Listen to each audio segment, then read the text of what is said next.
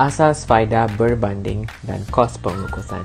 Perdagangan membolehkan negara yang terlibat memperoleh faedah daripada aktiviti pengukusan dalam pengeluaran dan perdagangan. Anugerah faktor dapat menerangkan sebahagian besar penentu dan pola aliran sebenar perdagangan dunia sekarang. Teorem Hexker-Ohlin mengaitkan teori faedah berbanding dengan anugerah faktor.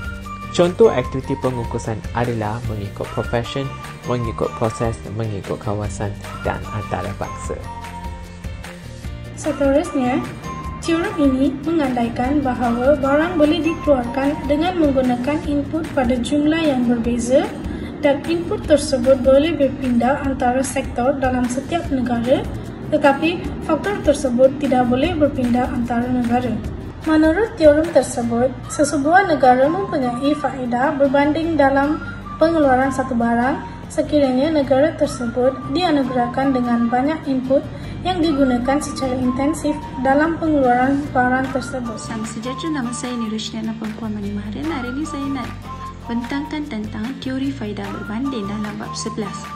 Teori faedah berbanding merujuk pengeluaran suatu barang dengan pada kos lepas yang rendah berbanding dengan negara lain yang menggunakan faktor pengeluaran yang sama banyak.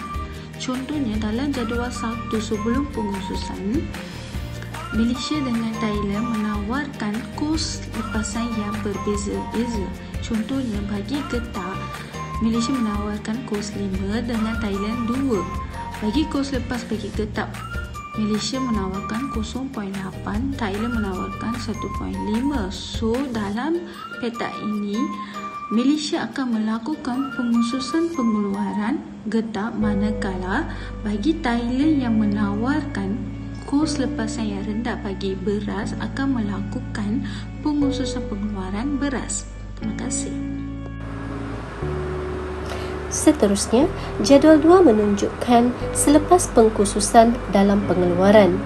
Selepas pengkhususan, pekerja yang mengeluarkan beras di Malaysia akan dipindahkan ke industri getah dan pekerja yang mengeluarkan getah di Thailand akan dipindahkan ke industri beras.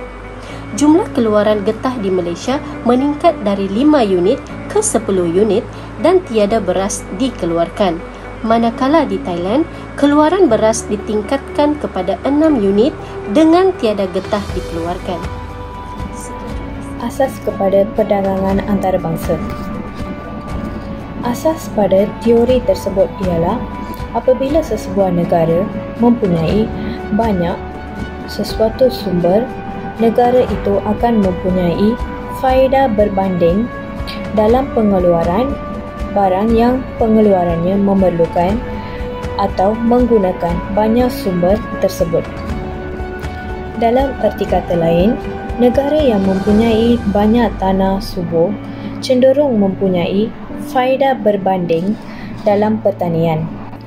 Negara yang mempunyai banyak modal terkumpul pula cenderung mempunyai faedah berbanding dalam pengeluaran industri barat.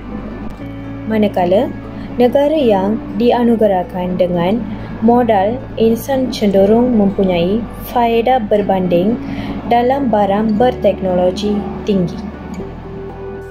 Negara akan cenderung untuk mengalami kos lepas yang meningkat dari masa ke semasa. Kos lepas untuk mengalihkan buruh dan tanah yang sesuai daripada pertanian kepada pengeluaran industri penghilangan menjadi sangat tinggi.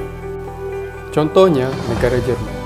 Negara Jerman yang mempunyai faedah berbanding dalam pengeluaran barang yang berteknologi tinggi tidak menumpukan pengeluaran dalam barang itu sahaja, malah ia juga memanfaatkan sumber tanah yang subur untuk tujuan pertanian.